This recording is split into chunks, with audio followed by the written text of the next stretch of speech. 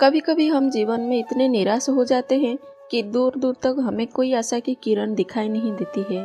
परेशानियां इतनी हद से आगे बढ़ जाती है कि जीवन अंधकारमय लगने लगता है। हमारे अपने भी हमसे इस तरह से दुर्व्यवहार करने लग जाते हैं जैसा हमने कभी भी सोचा नहीं था। जिन लोगों की हमें कठिन समय में अत्यधिक ज़रूरत होती है वही लोग हमसे मुंह मोड़ लेते हैं। लेकिन जैसे रात के बाद दिन एवं धूप के बाद छांव का आना तय होता है, वैसे ही दुख के बाद सुख और निराश के बाद आशा की किरण अवश्य आती है। यह आशा की किरण किसी भी अपॉर्चुनिटी के रूप में आ सकती है। जिस प्रकार से शेर एक लंबी छलांग लगाने के लिए 2 कदम पीछे हटता है, उसी प्रकार हमारे जीवन में भी निराशा एक संदेश लेकर आती है कि अब वक्त आ गया है लंबी छलांग लगाने का। आज अगर आपने किसी से कहा है कि आपका बहुत बुरा वक्त चल रहा है, इससे बुरा टाइम आज तक आपकी लाइफ में नहीं आया, तो आप अपना ये बुरा वक्त कैसे बदलेंगे? आइए एक स्टोरी के माध्यम से जानते हैं। एक बार एक मूर्तिकार जंगल से जा रहा था। उसको गांव में जाकर मंदिर के लिए मूर्ति बनानी थी, जो गांव के लोग अपने मंदिर में स्थापित करने वाले थे। वो जंगल से जा ही रहा था कि उस मूर्तिकार को एक सुंदर सा पत्थर दिखा। उसके दिमाग में विचार आया कि अगर इस पत्थर से मूर्ति बनाई जाए तो बेहद ही सुंदर बनेगी। और वो वहीं रुका और अपने सामान निकालने लगा। फिर वो पत्थर पर प्रहार करने वाला था कि पत्थर से आवाज आई, रुको, मेहरबानी करो, मुझ पर प्रहार मत करो, मुझे छोड़ दो, आगे बढ़ जाओ। मूर्तिकार एक बार तो डर गया कि जंगल में कहाँ से आवाज आ रही है। फिर उसने थोड़ा सोचा कि क्या करूं, चलो छोड़ देता हूँ, आगे कोई और पत्थर आएगा तो मूर्ति बना लूँगा। और वो आगे बढ़ गया। जंगल में थोड़ा आगे निकला ही था कि उसे और एक पत्थर दिखाई दिया जो कि बहुत सुंदर था।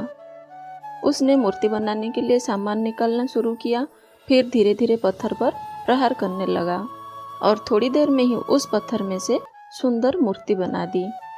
वो मूर्ति बहुत भारी थी, वो अकेले नहीं उठा सकता था। उसके लिए 3-4 लोगों की ज़रूरत थी। उसने सोचा गांव में जाकर लोगों को लेके आऊँगा और मूर्ति ले जाऊँगा। जंगल पार करके मूर्तिकार गांव में पहुंचा।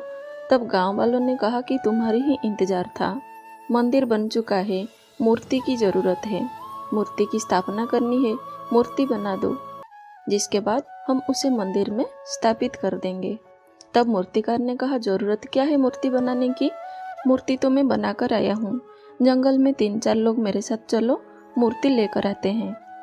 मैंने जंगल में एक सुंदर मूर्ति बनाकर रखी है। मूर्ति भारी होने के कारण मैं अकेले उसे नहीं उठा सका। लोग मूर्तिकार के साथ जंगल में गए और मूर्ति लेकर आए। फिर गांव में धूमधाम से मूर्ति की स्थापना की गई। फिर लोगों ने कहा कि नारियल फोड़ने के लिए भी एक पत्थर की ज़रूरत होगी। तब मूर्तिकार ने कहा कि जंगल में एक और बहुत ही सुंदर पत्थर है, वो नारियल फोड़ने के काम आ सकता है। यह सुनकर 3-4 लोग जंगल गए और वो पत्थर लेके आए जिससे मूर्तिकार पहले मूर्ति बनाना चाहता था। अब दोनों पत्थर जो जंगल में थे, अब वो दोनों एक ही जगह पर आ गए।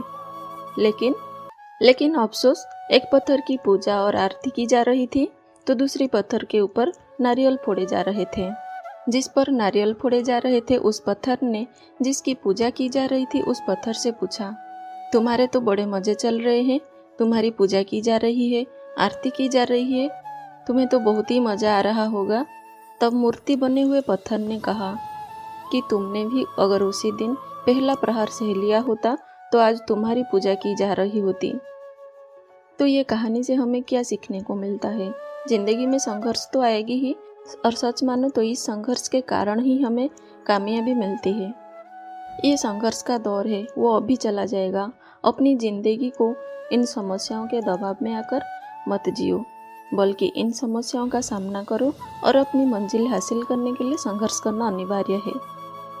तो आप भी उस ईंट की तरह जो गर्मी में तपकर बेहद ही मजबूत हो जाती है और घर बनाने के काम आ जाती है, आप उस ईंट की तरह बन जाइए जो कि कई साल तक वैसे की वैसे ही रहती है।